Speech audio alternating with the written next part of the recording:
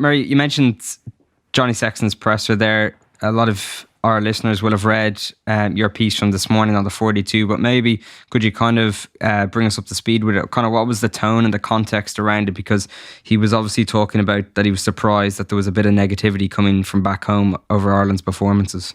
Yeah, he's never dishonest, Johnny Sexton. He's the kind of guy who, I'd imagine if a press officer ever tries to tell him what to say in a press conference, he completely blanks them. I would imagine they don't even try to do it. He's just very headstrong, and he's got his own convictions, and he speaks honestly. And from his point of view, some of the criticism of the team after the Japan game and after the Russia game in particular, he mentioned he felt it was kind of comical.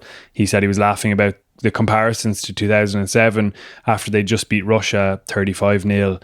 And come up short against what we now know is a very, very good Japanese team, and a team who's into a first ever quarterfinal, deservedly so, playing some brilliant rugby. And certainly you watched Japan last night and it put into perspective what they'd done against Ireland and kind of accentuated the quality of that performance as well. So yeah, Sexton, of course, is always going to bristle at criticism of the team, as are all the players involved. And in a way, that's a good thing as well.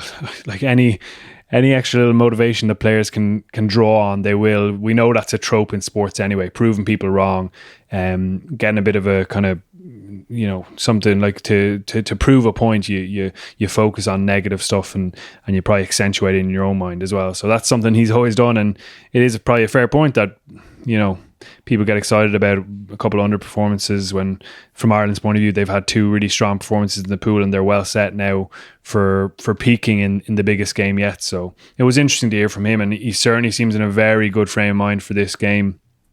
There was a real sense of kind of quiet confidence around Ireland's team hotel before they set off for Tokyo, so that bodes well for the weekend.